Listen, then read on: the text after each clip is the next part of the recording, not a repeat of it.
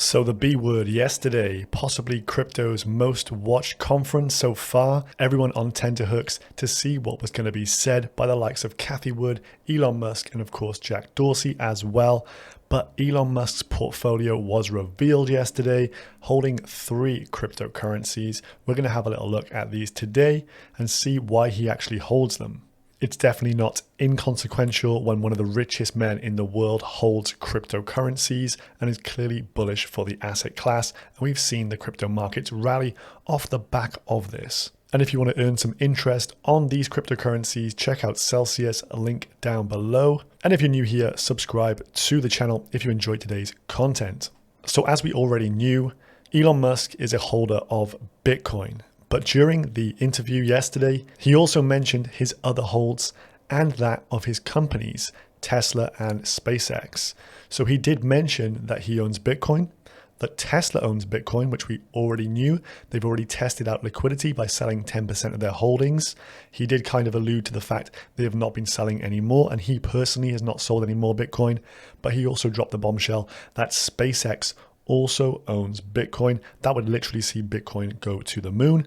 And I think this is something that wasn't publicly known, caught a lot of people a little bit off guard, and definitely very bullish. So whilst Elon has been painted to be a bit of a villain in the crypto space due to him essentially pumping up the markets with the Tesla announcement and then seemingly dumping it with the ESG concerns over the proof of work mining, he seems to be now back on board with the crypto space. I'm sure he was never dead set against it, but the kind of hero to villain portrayal that he received seems to now be working back the other way and moving towards more of a hero figure once more. So within the conference, he talks about the importance of Bitcoin as a native digital currency for the internet.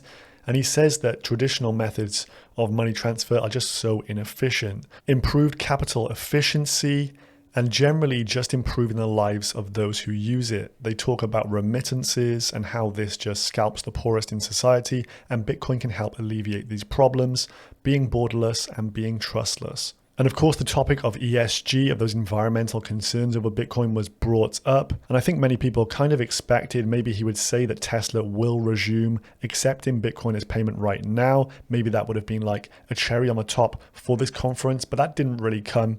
Instead, he said the mining is actually shifting towards renewable energy. As we've seen, a lot of those coal-powered miners in China have been essentially crushed and kicked out. And he goes on to say that he needs to do a bit more due diligence and know for certain what percentage of the Bitcoin mining network is actually now renewable. But it's very likely and almost a given at this point that Tesla will resume accepting Bitcoin as payment for the cars in the future. And of course, that will be a big green candle day when that announcement comes. Tesla actually have their earnings report next week. And it'll be interesting to see if they've maybe added any Bitcoin to the balance sheet. That kind of thing would be disclosed, or even if they sold, that would be disclosed as well. So a lot of eyeballs will be on that event next week as well. But he said that it's not in his interest to actually go ahead and dump the price of Bitcoin, because if Bitcoin price goes down, he's heavily exposed to it. It's his biggest bag in terms of cryptocurrencies. So if Bitcoin goes down, his net worth goes down. And this set up an iconic phrase that he mentioned: I might pump, but I don't dump. So rather tongue-in-cheek as usual, but clearly he is on the bullish end of the spectrum and is long on these assets, and especially Bitcoin being his biggest bag. And he did reiterate that he has a lot of Bitcoin and then smaller bags of Ethereum and Dogecoin. So these ESG concerns, environmental, social, and governance, these are the criteria companies need to consider before investing in specific areas. So the main downfall of Bitcoin is the fact that it's not really a steward of nature at the moment due to the proof of work consensus being rather inefficient. But of course, we know that is improving now. In terms of social, though, it does open up the opportunity to help many of the poorest people in the world get ahead, especially with the advent of the Lightning Network. Having that borderless movement of a native digital currency will remove the likes of Western Union and big remittance companies who scalp some of the poorest people in the year to the tune of, say, 8 to 30% on all of their transactions, which is rather criminal. And then in terms of governance, clearly the fact that Bitcoin network is decentralized, there's no figurehead, it definitely meets the S and the G part. So we're just waiting for E to be clarified.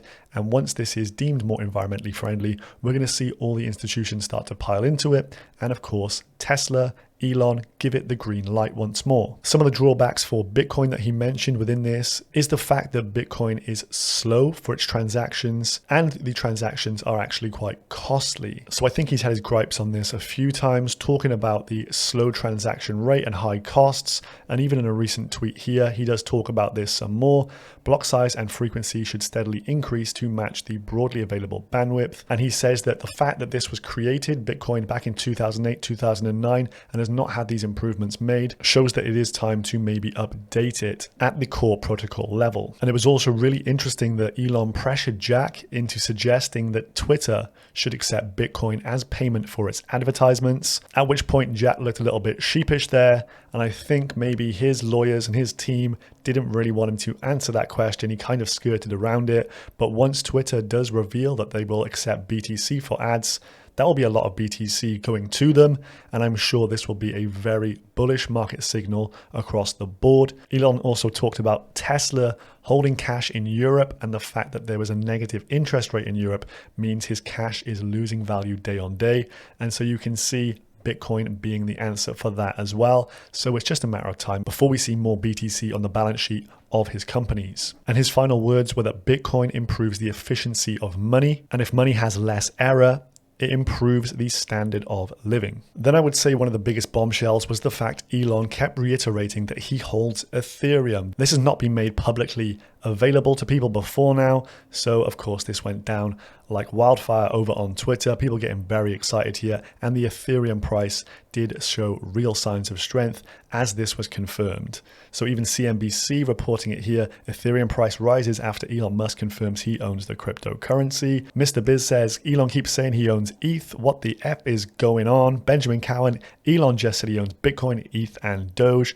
I think people were getting very, very excited about this, and for good reason too. The fact he's in another cryptocurrency as well just bolsters that bullish sentiment for cryptocurrencies overall. He's not a Bitcoin maxi by any means. And I think it's a matter of time before we see his savior complex kick in, and we have mining rigs for cryptocurrencies across a wide variety of Tesla products such as the Powerwall and beyond. And just check out this little segment that he talked about with regards to mining of these cryptos. Well, what if that space was also a Bitcoin, Ethereum, Doge mining of cryptocurrency? So what if a space heater became a Bitcoin, Ethereum, or Doge mining node? I think we're getting an insight into the future and some of the products that Tesla will in all likelihood bring out down the line. So definitely something to keep your eyes on here. The Wolf of Wall Street's here. Elon Musk just said that the only things he owns are Tesla stock, SpaceX stock, and Bitcoin, both personally and through Tesla, then ETH and Doge, and people thinks he's against us. And then Ethereum Jesus, Elon Musk and Cathie Wood both own ETH. Michael Saylor said ETH works on disrupting traditional finance and there's a place for everybody. Jack Dorsey actively uses Ethereum-based products but hasn't invested in ETH just yet, but it's only a matter of time before we see the likes of Jack Dorsey and Michael Saylor both get on board with the ETH train. Elon also mentioned DeFi and the fact he likes DeFi in more than one way here. He likes Zerion's tweet here. Now would be a great time to explore a decentralized Robinhood. Oh wait, it already exists. Trade what you want when you want on Ethereum through decentralized finance. He liked this tweet, but he also mentioned the power of DeFi within the conference as well. And that makes perfect sense. He mentioned numerous times the efficiency of money and how that improves standard of living. And DeFi just makes money frictionless and removes the middlemen that scalp people left, right, and center. So the fact he's a DeFi bull, it seems, clearly that's one of the reasons why he's bullish on Ethereum as well. And he also mentioned not your keys, not your coins. So he's a big fan of owning your own cryptocurrency in your own personal wallets. So Ethereum is possibly the most ESG friendly of all of these three assets that he owns out of Bitcoin, ETH, and Doge, especially once it moves over to proof of stake. Elon mentioned there's a lot of inefficiencies with proof of work and clearly is a fan of the proof of stake consensus method. And so I think this is why he's got a lot of love for the Ethereum network, the dominant layer one all-purpose blockchain. And this is going to be a massive year for ETH. We have EIP 1559 coming up very soon. I did spot this morning that there have been some bugs on the Ropsten testnet. Potential delay, apparently not. It says the client bugs have been ironed ironed out, and the London hard fork is still scheduled for August 4th. But something to keep your eyes on here in the immediate term. If these bugs maybe do persist, there could be a slight delay in this. I don't think that's doom and gloom for Ethereum. There's been delays in the past, but EIP 1559 is a step along the way towards a proof of stake and deflationary Ethereum network. Then of course, anyone's portfolio is not complete without a spattering of shitcoins. And Bitcoin and Ethereum make up a huge percentage of most investors' portfolios, but of course, his shitcoin of choice is Dogecoin. So he's been frequently tweeting out memes and jokes about Doge, such as this: SpaceX launching satellite Doge 1 to the moon next year, mission paid for in Doge, first crypto in space, first meme in space. And he says that the most ironic outcomes are the funniest to him. And wouldn't it be ironic if the cryptocurrency that was started as a joke to take the piss out of cryptocurrencies in general became the dominant crypto? And the reason he likes Doge is the fact he likes memes and he likes dogs, and Dogecoin has those in abundance. He even put this tweet out on May the 11th. Do you want Tesla to accept Dogecoin? And of course, resounding yes from the community. So let's have a little look at the charts of all three of these cryptos. It was around 7 p.m. yesterday that the conference started here in the UK, and I was watching the 1 minute chart as it was very entertaining to see what was spoken and then how the charts reacted. People clearly trading this, and some people would have just been chopped up in this. Elon started speaking about BTC around here, and then we saw a nice big move up from around $32,000 all the way up to $32,800. It then retraced a bit afterwards, but it's just so interesting to see how his effect on the market, just from purely speaking, impacts price so substantially at times. It was then slightly later into his talk where he starts mentioning Ethereum. I think he mentioned ETH about 7 times. It was like he was purposely trying to get that out there, that he owns Ethereum. He reiterated and reiterated, and Ethereum likewise reacted with a nice wick upwards here from around 1971 all the way to $2,024. You can see some green candles in there. Again, the 1 minute chart was just pure entertainment to have that lined up against watching the conference. But this was earlier in the day, and it seems that Doge got the pre-hype treatment similar to the Saturday night live event that he had, where it pumped into it and then just dumped as soon as the show started. We saw a pre-pump, then a dump, and then a bit of price action and movement up here during the chats, but nothing major came out about Dogecoin, just him reiterating that he holds it.